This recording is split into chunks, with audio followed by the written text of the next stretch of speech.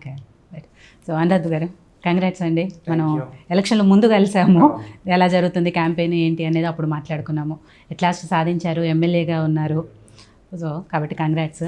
అట్లే అంటే రాజకీయాల్లోకి రావటం అనేది సంపాదించడమే పరమావధిగా ఉన్న ఈ రోజుల్లో అమ్మగారు ఇప్పటివరకు చెప్పారు ప్రజాసేవ కోసమే ముఖ్యంగా వచ్చాను అండ్ రాజకీయాల్లోకి వస్తే ఇంకొంచెం ఈజీ యాక్సెస్ ఉంటుంది కాబట్టి రాజకీయాల్లోకి వచ్చాము, అందుకు ప్రజాసేవే ముఖ్యము అని చెప్తున్నారు.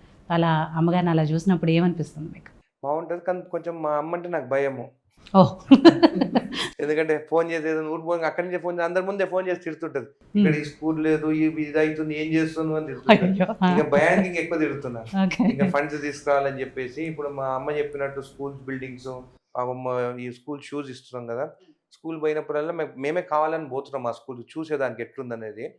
ఆ స్కూల్ బిల్డింగ్కి మంచి ఎడ్యుకేషన్ ఇవ్వాలనేది ఒక సంకల్పంతో ఉన్నాం. మంచి ఎడ్యుకేషన్, హెల్త్, ఈ 2 పాయింట్స్ పైన మేము బాగా ఫోకస్ చేస్తున్నాం. అయితే ఈ స్కూల్స్కి నిధులు తీసుకురావాలని చెప్పేసి ఇక్కడ చాలా ఇండస్ట్రీస్ ఉన్నాయి. ఓకే. ఈ మంతే ఈ 20th నాడే మీటింగ్ పెట్టినాను వాళ్ళని ఇండస్ట్రీస్ డిపార్ట్మెంట్తోనే. సిఎస్ఆర్ ఫండ్స్ వస్తే మా అన్ని స్కూల్స్లో ఒక మొత్తం ఎస్టిమేషన్ వేయించినాను. దాదాపు మాకు ఒక 70 crore రూపీస్ అవసరం దానికి. సో అందరినీ రిక్వెస్ట్ చేసి ఫండ్స్ తీసుకొచ్చి ఈ ఇయర్‌లో డెవలప్ చేయాలని చెప్పేసి దాని నుంచి ఇప్పుడు మీటింగ్స్ పెట్టినాను. ఖచ్చితంగా దేవుని ఆశీర్వాదం ఉంటే ఇది కూడా కంప్లీట్ అవుతుందని చెప్పి నేను అనుకుంటున్నాను. ఓకే.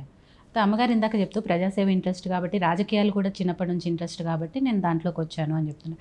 మీకు కూడా చిన్నప్పటి నుంచి వాటినే చూసి పెరిగారు కాబట్టి అలా చిన్నప్పటి నుంచి ఇంట్రెస్ట్ ఉందా, లేకపోతే ముందు అమ్మగారు రిక్వెస్ట్ చేశారా నువ్వు ఎమ్మెల్యేగా ఉంటే ఇంకా మనము బాగా చేయొచ్చు ప్రజలకి అని చెప్పేసి తను చెప్తే పోటీ చేశారా? అంటే మా ఫాదర్ సైడ్ పాలిటిక్స్ ఎవరు లేకుండే. మా ఫాదర్ సైడ్, మా మెటర్నల్ గ్రాండ్ ఫాదర్ సైడ్, మా మదర్ వాళ్ళ ఫాదర్ నల్లపరెడ్డి గోపాల్ రెడ్డి. ఆయన ఎప్పుడు ఆయన ఏ పదవి లేకున్నా కానీ సోషల్ సర్వీస్ బాగా చేసేది ఆయన. వాళ్ళ బ్రదర్స్ కూడా మినిస్టర్స్ ఉండేది అంత ఉండేది కానీ ఆయననే ఫీల్డ్లో ఉండి అందరికి హెల్ప్ చేసేది. చాలా తక్కువ ఏజ్లో కూడా ఆయన హార్ట్ అటాక్తో చనిపోయాడు. దాని తర్వాత మా మేనమామను కూడా చూస్తాను. వాళ్ళు ఎప్పుడు ఆస్తులు పొడగొట్టుకున్నా కానీ వాళ్ళు ఎవరు ఏం సంపాదించుకోలేదు, కానీ మంచి పేరు తెచ్చుకున్నారు. మాకు కూడా అట్లనే మంచి పేరు తెచ్చుకోవాలని. కానీ మా మదర్ కూడా పాలిటిక్స్ నేను ఎంటర్ అయ్యేటప్పుడు వద్దని చెప్పింది. మా నాయనని చూస్తాను, మా ఫ్యామిలీని చూస్తాను, ఆస్తులు పోగొట్టుకుని తప్ప మన ఫ్యామిలీలో ఎవరు రాజకీయాలు సంపాదించుకోవడానికి ఎవరు పోరు, అట్లాంటి ఫ్యామిలీ మనది, వద్దు ఫ్యామిలీ లైఫ్ ఉండదని కూడా చెప్పింది.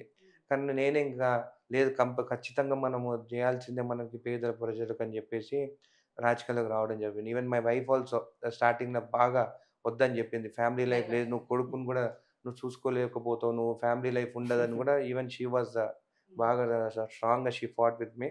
బట్ ఓకే, నేను ఆ జిద్దుతో లాస్ట్ 10 years నుంచి, ఆ 10 years అనేది it was a very bad time for me. దాన్ని గెలిచిన తర్వాత everyone are supporting me and definitely నేను ఈ కాన్స్టిట్యున్సీని మంచి అభివృద్ధిలో ముందుకు తీసుకెళ్తాను. సో వాళ్ళు ఏదైతే భయపడ్డారో అంటే ఆస్తులు పొడగొట్టుకుంటామనో లేకపోతే పర్సనల్ లైఫ్ ఉండదు ఫ్యామిలీతో ఫ్యామిలీతో అదే అన్న మనీ పైన అంత ఇంట్రెస్ట్ ఒకటి లేదు మా ఫ్యామిలీలో, కానీ ఫ్యామిలీ లైఫ్ పోతుందని చెప్పేసి నిజంగానే రాజకీయ నాయకులు అందరూ అంటారు కానీ ప్రజలు పోతే నువ్వు వస్తలేవు అది అని చాలా మంది తిడుతుంటే కూడా చూస్తాను వీడియోస్. బట్ వాళ్ళు ప్రజలు అర్థం చేసుకుంది ఏంటంటే మాకు కూడా ఒక ఫ్యామిలీ ఉంటుంది, మాకు కూడా ఒక ఫ్యామిలీ టైం ఇవ్వాల్సి ఉంటుంది.